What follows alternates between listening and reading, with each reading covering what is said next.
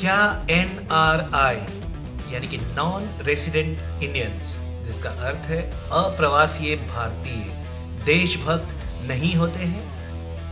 देवियों सज्जनों, आप सभी को मेरा प्यार भरा नमस्कार। मैं अनिमेश प्रियदर्शी एक बार फिर से आप सभी का अपने चैनल जिसका नाम ह्यूमैनिटी एग्जिस्ट यानी कि इंसानियत अभी भी है, मैं बहुत बहुत स्वागत करता हूं और आप सभी का तहे दिल से शुक्रिया अदा करना चाहता हूं हमारे इस चैनल से लगातार जुड़े रहने के लिए, यानी कि सब्सक्राइब करने के लिए, हमारे वीडियोस को लगातार देखने के लिए, शेयर करने के लिए, कमेंट और सब्सक्राइब करने के लिए बहुत बहुत धन्यवाद आपका। तो हमारा आज का विषय है कि क्या NRI यानी कि नॉन रेसिडेंट इंडियंस देशभक्त नहीं होते हैं? उम्मीद करता हूं कि आप सभी NRI यानी कि नॉन रेसिडेंट इंडियंस का मतलब तो जानते ही होंगे। इसका मतलब यह है कि भारतीय नागरिक अगर किसी अन्य देश में एक सीमित अवधि के बाद रह रहा हो। इसका सीधा अर्थ यह है अप्रवासीय भारतीय नागरिक। NRI एक स्टेटस है जो किसी भी भारतीय नागरिक को प्राप्त हो सकती है अगर वह किसी अन्य देश में कार्यरत हो या कोई व्यापार कर रहा हो या पढ़ाई कर रहा हो। तो आज का जो विषय है कि भारतीय नागरिक जो भारत से बाहर रह रहे हों, क्या वो देशभक्त होते हैं? जी हाँ, आज का विषय भी बहुत ही महत्वपूर्ण और बहुत ही गंभीर है। इस पे काफी डिबेट्स हो सकते हैं, लेकिन जैसा कि मैं हमेशा कहता हूं कि हर आदमी की अपनी एक सोच होती है, अपना एक अनुभव होता है। तो इस विषय पर मेरी भी सोच है और मेरा भी एक अनुभव है जो यही कहता है कि NRI यानी कि नॉन रेसिडेंट इंडियंस अर्थात अप्रवासीय भारतीय देशभक्त होते हैं। इस विषय को ठीक से समझने के लिए हमें देशभक्ति की परिभाषा को ठीक से समझना पड़ेगा। मुझे ऐसा लगता है कि आज के समय में हम किसी भी व्यक्ति को देशद्रोही या देशभक्त की संज्ञा बहुत ही आसानी से दे देते हैं, लेकिन हमें यह समझने की जरूरत है कि देशद्रोही और देशभक्त की संज्ञा किसको देना चाहिए और किसको नहीं। मैं अपने अनुभव के हिसाब से कहता हूं कि मैंने बहुत ही पढ़े लिखे लोगों को भी देखा है आसानी से ये कहते हुए कि भाई खुद तो विदेश में बैठा हुआ है और बात देशभक्ति की करता है। तो सबसे पहले हमें देशभक्ति की परिभाषा को ठीक से समझने की जरूरत है। जैसा कि हम सभी जानते हैं कि अपने देश के प्रति श्रद्धा और प्रेम ही देशभक्ति है। सच्ची देशभक्ति एक ऐसा सद्गुण है जिस पर हम सभी को गर्व होता है। हमारा सबसे पहला कर्तव्य देश की अखंडता, गौरव और स्वतंत्रता के लिए अपना सब कुछ न्यौछावर कर देना है। समय पर देश के काम आना ही सच्ची देशभक्ति है। देश की रक्षा के लिए लड़ते हुए मर जाना निश्चय ही गौरवपूर्ण देशभक्ति है। अपने निजी स्वार्थों का त्याग कर तन, मन और धन से देश की सेवा करना भी देशभक्ति है। जैसा कि आप सभी पहले से ही अवगत हैं कि अपनी मातृभूमि के लिए अनेक कष्टों को उठाने वाले, आत्म बलिदान करने वाले और अपना सब कुछ लुटाकर देश को गौरव दिलाने वालों से विश्व का इतिहास भरा पड़ा हुआ है। जिस देश में जितने अधिक देशभक्त हुए, देश हित के लिए हंसते हंसते बलिदान की बेदी पर चढ़ गए, वह देश उतना अधिक उन्नत, संपन्न और शक्तिशाली है।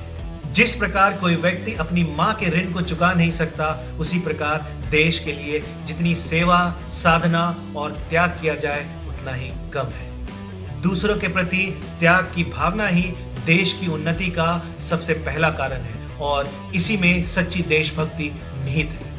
अब मेरी बात जरा ध्यान से सुनिएगा। सारा संसार एक परिवार की तरह है। अपने देश के प्रति भक्ति का अर्थ यह नहीं है कि दूसरे देशों से घृणा की जाए। यदि हम दूसरे देशों से घृणा करते हैं तो यह एक बहुत ही संकीर्ण मनोवृत्ति होगी और झूठी देशभक्ति होगी। अपने माँ से प्यार का अर्थ यह नहीं है कि अन्य माताओं से घृणा करना चाहिए।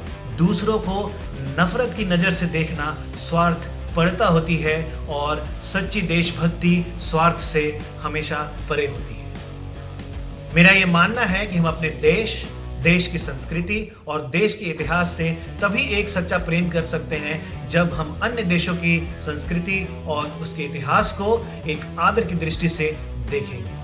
यह बात मैंने आप सभी को इसलिए बताई है कि यदि कोई भारतीय नागरिक किसी अन्य देश में जाकर रहता है और वहाँ के संस्कृति और नियमों का पालन करता है तो इसका अर्थ यह नहीं है कि वह अपने देश के लिए देशभक्त नहीं। अब जरा गौर कीजिएगा, निस्वार्थ भावना से कर्तव्यों का निर्वाह करना ही देशभक्ति है। जब एक सैनिक युद्ध भूमि पर लड़ाई लड़कर अपनी सच्ची देशभक्ति का परिचय देता है, तो एक किसान और उद्योगपति अपना उत्पादन बढ़ाकर देश की सेवा करते हैं। उसी प्रकार एनआरआई दूसरे देशों में रहते हुए अपने परिवार, जो कि उनके अपने देश में रहते हैं, या फिर अपने देश को आर्थिक सपोर्ट पहुंचाकर समय पर अपनी देशभक्ति का परिचय।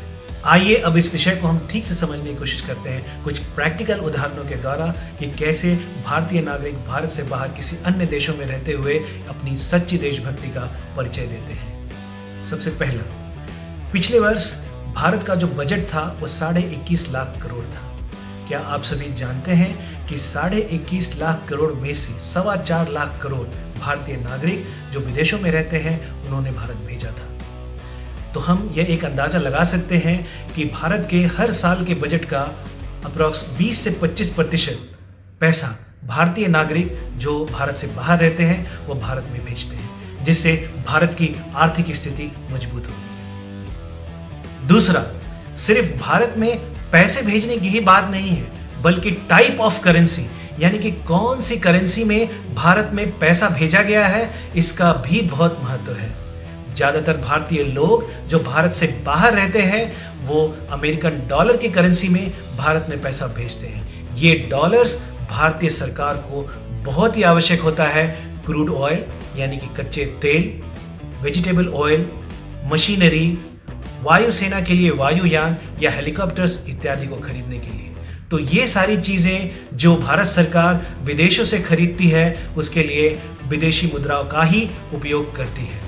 यहाँ तक कि जब भारतीय नागरिक विदेशी मुद्रा भारत में भेजते हैं तो इसके कारण हमारी जो भारतीय करेंसी यानी कि रुपये में भी मजबूती आती है।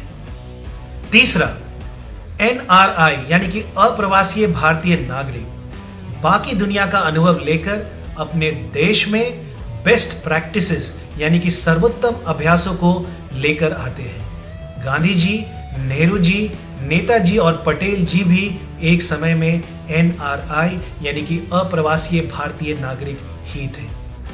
भारत से बाहर अन्य देशों में बहुत ही अच्छे बिजनेस स्कूल्स हैं जिनमें भारतीय नागरिक कार्यरत हैं। ये भारतीय नागरिक समय समय पर भारत सरकार और भारतीय शिक्षण संस्थानों को अपनी सलाह देने के लिए भारत आते जाते हैं। चौथा, एनआरआई यानी कि अप्रवासीय भारतीय नागरिक विदेश नीति को एक सही आकार देते हैं, यानी कि भारत सरकार की मदद करते हैं, भारत सरकार को सही दिशा देते हैं और सही सलाह देते हैं एक सही और अच्छी विदेश नीति बनाने में। आप सभी इस बात से पहले से ही अवगत हैं कि एक अच्छी और सही विदेश नीति का होना कितना आवश्यक है। पांचवा, एनआरआई यानी कि अप्रवासीय भारतीय नागरिक भारतीय टूरिज्म अर्थात भारतीय पर्यटन को भी बढ़ावा देते हैं। भारतीय नागरिक जो भारत के बाहर अमेरिका या यूरोप या किसी अन्य देशों में रहते हैं वह एक विदेशी पर्यटन गाइड के रूप में कार्य करते हुए अपने सहकर्मियों और अपने मित्रों को भारत लेकर आते हैं किसी शादी या कोई और फंक्शन या भारत घुमाने के लिए, जिससे भारतीय पर्यटन को बढ़ावा मिलता है। छठा, एनआरआई यानी कि अप्रवासीय भारतीय नागरिक भारत में नए व्यवसाय को लेकर आते हैं। जब एनआरआई भारत में वापस आते हैं तो विश्व की टॉप एमएनसीज यानी कि प्रमुख एमएनसीज के भारत के कार्यालयों में शीर्ष पद पर कार्यभार संभालते हैं और तकनीकी आयात निर्यात में मदद करते हैं। तो इन्हीं 6 प्रमुख कारणों के कारण मेरी सोच और मेरा अनुभव यह कहता है कि एनआरआई यानी कि नॉन रेसिडेंट इंडियंस, जिसका मतलब है कि भारतीय नागरिक जो भारत के बाहर रहते हैं वो एक सच्चे देशभक्त होते हैं। अब मैं इस विषय की चर्चा यहीं समाप्त करता हूं और आप सभी से उम्मीद करता हूं कि आने वाले वर्षों में आप एक शिक्षित अच्छे देशभक्त नेता को चुनेंगे जो हमारे देश और हमारे राज्य में एक सच्ची देशभक्ति की परिभाषा हर परिस्थितियों को समझते हुए सही ढंग से परिभाषित कर सके। याद रखिए, देशभक्ति कोई कार्यक्रम नहीं है जो दिखाई जाए। देशभक्ति एक जुनून है, एक भावना है जो सच्चे दिल से की जाती है। जय हिंद, जय भारत।